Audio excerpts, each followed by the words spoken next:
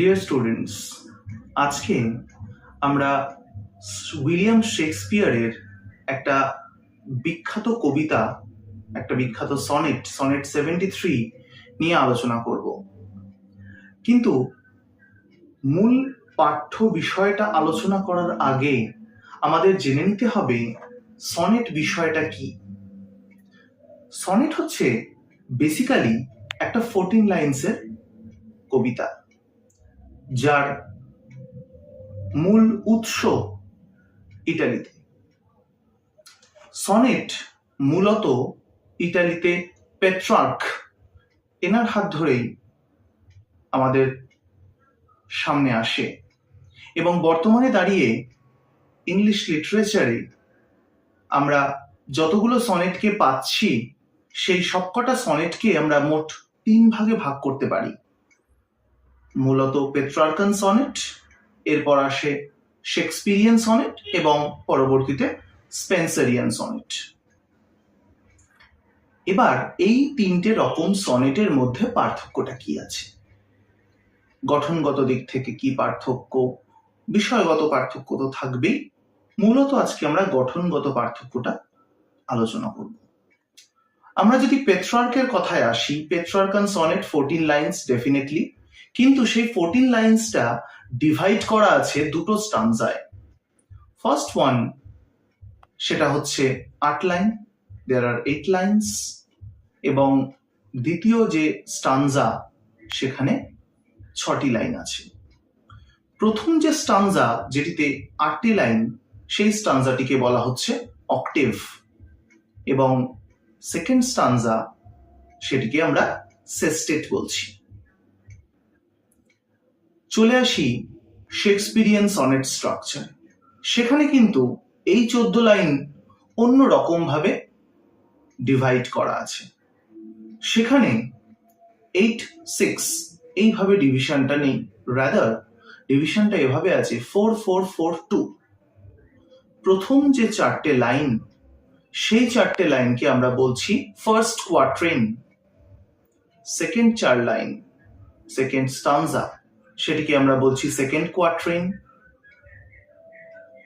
From the line 9 to 12 সেটিকে আমরা third stanza বলছি, that is third quatrain. and the last 2 lines, that is called couplet. তাহলে আমরা দেখতে পাচ্ছি শেক্সপিরিয়ান সনেটকে যদি ডিভাইড করি, সেখানে আমরা পাচ্ছি 3 quatrains followed by a rhyming couplet. সনেটগুলো মূলত যে মিটার বা ছন্দে লেখা হয়েছে সেটা হচ্ছে আয়াম্বিক পেন্টামিটার। বিষয়টা কি? আমরা সিলেবল বিষয়টা জানি। একটা স্ট্রোকে আমরা ব্রিথ করতে গিয়ে একটা স্ট্রোকে যতটুকু উচ্চারণ করতে পারি সেটাকে একটা সিলেবল হিসেবে গণ্য করি।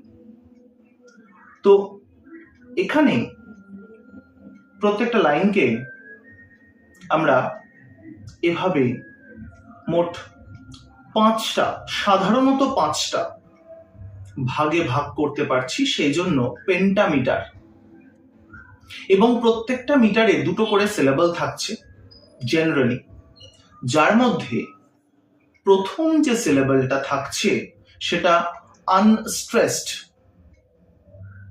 এবং দ্বিতীয় যে সিলেবলটা থাকছে সেটি স্ট্রেসড। সো আনস্ট্রেসড অ্যান্ড স্ট্রেসড, এইভাবে প্রত্যেকটা লাইন এগোচ্ছে। এই বৈশিষ্ট্যটা হচ্ছে আয়াম্বিক পেন্টামিটার।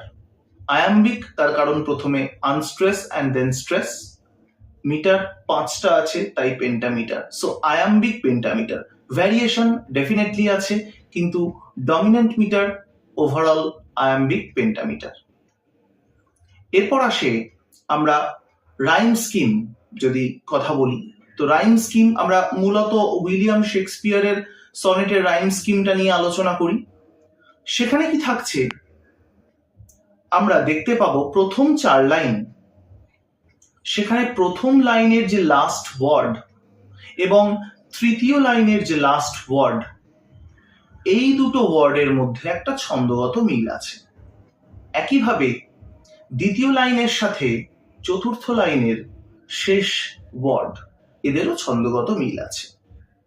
তাই আমরা প্রথম লাইনকে যদি এ দিয়ে ডিনোট করি এবং দ্বিতীয় লাইনকে যদি বি দিয়ে ডিনোট করি, তাহলে ওই এ এবং বি যথাক্রমে তৃতীয় এবং চতুর্থ লাইনে পুনরাবৃত্ত হচ্ছে। 5 to 8, লাইন 5 to 8 একই ঘটনা ঘটছে। পঞ্চম লাইনের সাথে সপ্তম লাইন এবং ষষ্ঠ লাইনের সাথে অষ্টম লাইন একইভাবে ছন্দগত একটা মিল পাচ্ছি শেষ শব্দে অবশ্যই। তো প্রথম স্টানজাটাকে যদি এ বি বলে থাকি, তো পঞ্চম থেকে অষ্টম লাইন এখানে আমরা সিডি বলতে পারি। একইভাবে নবম, দশম, একাদশ, দ্বাদশ এই চারটি লাইনকে একই নিয়মে যদি ফেলতে চেষ্টা করি, আবারও একই মিল পাবো। নবমের সাথে একাদশ, that means 9th one and the 11th one, এই দুটো লাইনের লাস্ট ওয়ার্ডে একইভাবে একটা রাইমিং সিমিলারিটি পাবো। and the 10th one and the 12th one, we will find the same similarity. সেক্ষেত্রে আমরা EF এইভাবে বিষয়টাকে ডিনোট করছি। 12 লাইন হয়ে গেল। Last but not the least, শেষ দু লাইন।